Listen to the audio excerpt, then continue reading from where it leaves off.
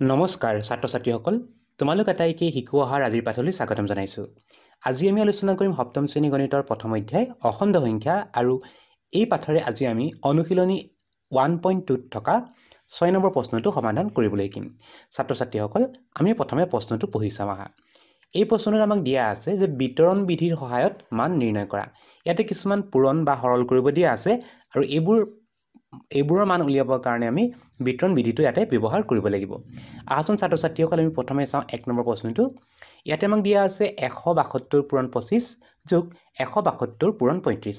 ইয়াতে আমি গোটেই অংকটো এই যোগ চিনটোক আমি এখন বেৰ হিচাপে ভাবি ল'লোঁ। যোগ চিনটোক বাদ দি পিনে আমি ইয়াতে দেখিলোঁ দুটা বেলেগ বেলেগ সংখ্যা দিয়া আছে। প্ৰথম অংকত দিয়া আছে 172 পূৰণ 25 আৰু দ্বিতীয় অংকত দিয়া আছে 172 পূৰণ 35। এতিয়া আমি দেখিবলৈ পালোঁ যে এই দুইটা ভাগতে যোগ চিনটোক বাদ দি যোগ চিনৰ আগত পোৱা সংখ্যাটো আৰু পাছত পোৱা সংখ্যাটো দুইটা অংকতে এটা সংখ্যা আছে, সেইটো হৈছে 172। গতিকে আমি ইয়াতে দেখিলোঁ যে 172 সংখ্যাটো এবাৰ 25ৰ লগত আৰু এবাৰ 35ৰ লগত পূৰণ হৈ আছে। গতিকে ইয়াতে আমি গম পালোঁ যে 25 আৰু 35 এই দুইটা সংখ্যাৰ লগতে 172 সংখ্যাটো বিতৰণ হৈ আছে। গতিকে আমি প্ৰথমে কাম হ'ব আমাৰ দুয়োটা অংকতে থকা যিটো সংখ্যা, যিটো হৈছে 172টো লিখিম। তাৰপিছতে আমি পূৰণ চিন দি ব্ৰেকেট এটা আৰম্ভ কৰিম। কি কৰিলোঁ মন কৰা, দুইটা অংকতে থকা যিটো সংখ্যা 172 সেই সংখ্যাটো লিখিলোঁ, তাৰপিছতে এডাল পূৰণ চিন দিলোঁ। কাৰণ 172ৰ পাছত পূৰণ চিন, ইয়াতো পূৰণ চিন আছে, পূৰণ চিনডাল দি ল'লোঁ। তাৰপিছতে ব্ৰেকেট দিলোঁ। তাৰপিছত কামটো হ'ব যে 172 সংখ্যাটো প্ৰথমে কোনটো সংখ্যাৰ লগত পূৰণ হৈ আছে। প্ৰথমে পূৰণ হৈ থকা সংখ্যাটো হৈছে 25, গতিকে 25 লিখিম। তাৰপিছত দিয়া আছে যোগ চিন, গতিকে যোগ চিনডাল ল'ম। তাৰপিছতে দেখিলোঁ যে 172 সংখ্যাটো আকৌ 35ৰ লগত পূৰণ হৈ আছে, গতিকে আমি লিখিম 35।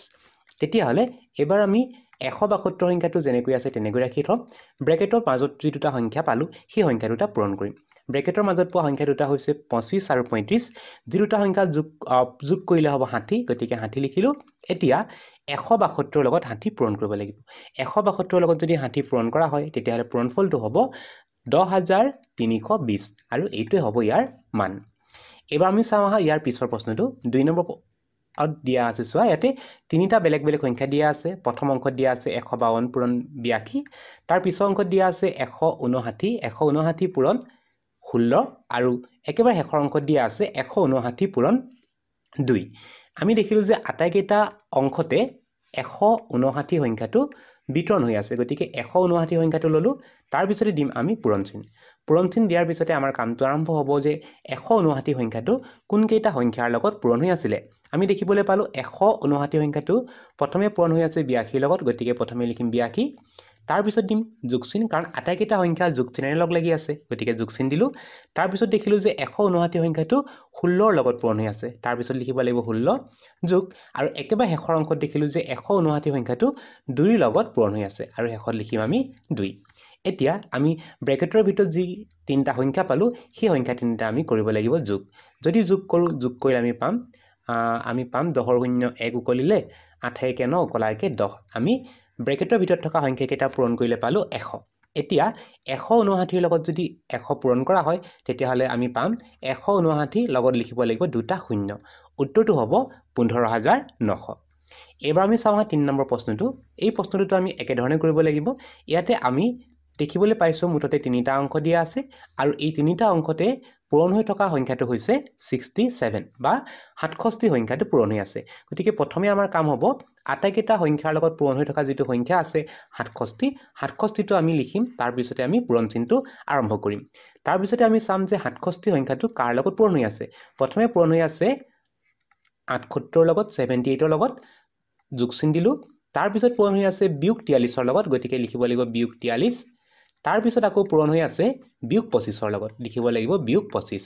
এইখিনিতে মন কৰিবা, যিহেতু আমি এটা ব্ৰেকেট ইতিমধ্যে ল'লোঁ, ব্ৰেকেটৰ ভিতৰত আৰু এটা ব্ৰেকেট আহিলে, গতিকে আমি এটা কাম কৰিব লাগিব। এই যিটো প্ৰথম বন্ধনী লৈছিলোঁ, 67 সংখ্যাটো পূৰণ হৈ থকাখিনি বুজাবৰ কাৰণে যিটো বন্ধনী লৈছিলোঁ, সেই বন্ধনীটো আমি এবাৰ ডাঙৰ বন্ধনী কৰি দিলোঁ, কিয়নো ব্ৰেকেটৰ ভিতৰত আকৌ একেটা ব্ৰেকেটকে দিব নোৱাৰি।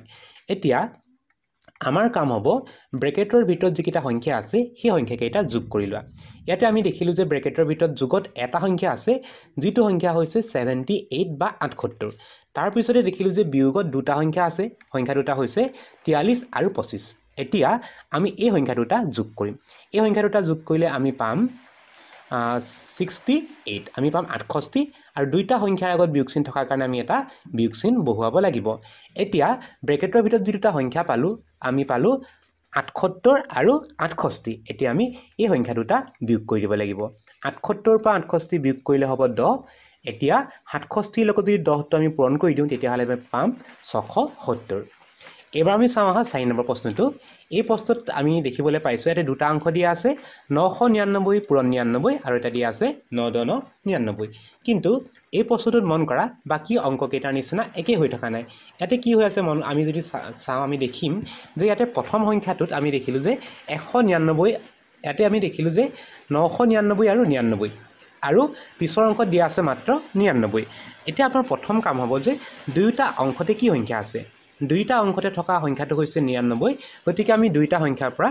99 সংখ্যাটো আমি কি কৰিম বিতৰণ হৈ আছে বুলি ধৰি লম কিন্তু তাৰ আগে আমি এই প্ৰশ্নটোকে আমি আকৌ এবাৰ সজাই লওঁ এনে ধৰণে প্ৰথম অংকটো আমি যেনেদৰে আছে তেনেদৰে লিখো যোগ চিন দিলো তাৰ পিছৰ অংকটো মন কৰা পিছৰ অংকত দিয়া আছে মাত্ৰ 999 দিয়া আছে ইয়াক আমি সজাও এনেকে 1 পূৰণ 99 কাৰণ 99 লগত 1 টো পূৰণ কৰিলে 99 হয় গতিকে 99 টো সজাই দিলো 1 পূৰণ 99 বুলি এতিয়া আমি দেখিলো যে যি দুটা অংক আছে দুইটা অংকতে 99 সংখ্যাটো পূৰণ হৈ আছে গতিকে এবাৰ আমি কমন ল'ব লাগিব বা আমি বিতৰণত আমি লিখিম যে 99 সংখ্যাটো বিতৰণ হৈ আছে 99 ললো তাৰ পিছতে আৰম্ভ হ'ব ব্ৰেকেটৰ চিন তাৰ পিছত আমি চাম যে 99 সংখ্যাটো কাৰ লগত বিতৰণ হৈ আছে প্ৰথমে বিতৰণ হৈ আছে 999 লগত গতিকে প্ৰথম সংখ্যাটো আমি লিখিলো 999 যোগ পিছৰ অংকত 99 সংখ্যাটো বিতৰণ হৈ আছে 1 ৰ লগত গতিকে আমি লিখিব লাগিব 999 যোগ 1 এতিয়া ব্ৰেকেটৰ ভিতৰত যি দুটা সংখ্যা আছে 99 আৰু 1 এই সংখ্যা দুটা আমি পূৰণ কৰিম 99 লগত 1 টো যদি আমি যোগ কৰো তেতিয়া হলে হ'ব 1000 এতিয়া 99 লগত যদি 1000 টো পূৰণ কৰো তেতিয়া হলে পূৰণফলটো হ'ব 99000 এটো হ'ব ইয়াৰ সমাধান এবাৰ আমি চাওঁ আহা আজি আলোচনা কৰিব লগা একেবাৰে শেষৰটো অংক এই প্ৰশ্নটো মন কৰা ইয়াতে আমি দেখিবলৈ পাইছো দুটা অংক আছে এটা হৈছে 58 পূৰণ 47 আৰু দ্বিতীয় অংকত দিয়া আছে মাত্ৰ 94 এতিয়া এই প্ৰশ্নটো কৰিবৰ কাৰণে যদি আমি চাওঁ ইয়াতে কোনো সংখ্যা বিতৰণত থকা নাই মানে এনেকুৱা এটা সংখ্যা নাই যিটো সংখ্যা যোগ চিনৰ আগৰ অংকটো থাকে বা পাছৰ অংকটো থাকে তেনেকুৱা কোনো সংখ্যা নাই গতিকে ইয়াতে আমাৰ কৰিব লগা কামটো হৈছে এই যিটো 9,494 সংখ্যাটো আছে এই সংখ্যাটো আমি 2 লগত যদি আমি 47 পূৰণ কৰো 2 লগত 47 টো পূৰণ কৰিলে আমি এই সংখ্যাটো পাওঁ গতিকে আমি এই যে যিটো সংখ্যা আছে 94 এই সংখ্যাটো ভাঙি ল'ব লাগিব 2 পূৰণ 47ত তেতিয়া হলে আমি প্ৰশ্নটো আকৌ এবাৰ লিখি লওঁ এনেকৈ 58 পূৰণ 47 যোগ 94 সংখ্যাটো আমি ভাঙিব লাগিব 2 পূৰণ 47 বুলি কিয় ভাঙিলো কাৰণ 2 লগত 47 টো যদি পূৰণ কৰো তেতিয়া হলে আমি পাম ইয়াৰ দ্বিতীয় অংক যেটো হৈছে 94 সংখ্যাটো পাম এতিয়া আমি দেখিলো দুইটা সংখ্যাতে 47 সংখ্যাটো বিতৰণ হৈ আছে গতিকে আমি 47 সংখ্যাটো লৈ ললো পূৰণ চিন দিলো ব্ৰেকেটটো আৰম্ভ কৰিলো তাৰ পিছতে দেখিলো যে 47 টো পূৰণ হৈ আছে 58 ৰ লগত গতিকে 58 লিখিম যোগ তাৰ পিছতে আকৌ দেখিলো 47 টো 2 লগত বিতৰণ হৈ আছে যোগ 2 এতিয়া 58 ৰ লগত আমি 2 টো যোগ কৰিব লাগিব 58 ৰ লগত 2 যোগ কৰিলে হ'ব 60 এতিয়া আমি 47 ৰ লগত 60 টো পূৰণ কৰিব লাগিব 47 ৰ লগত 60 পূৰণ কৰিলে আমি পাম 2820 আৰু এইটোৱে হ'ব এই প্ৰশ্নটোৰ সমাধান ছাত্ৰ ছাত্ৰীসকল আজিৰ পাঠটি ইমানেই আছিল আজিৰ পাঠটি ইমানতে সামৰিছো নতুন এটি পাঠৰ আলোচনাৰ সৈতে তোমালোকক পুনৰ লগ পাম বুলি আশা ৰাখিলো নমস্কাৰ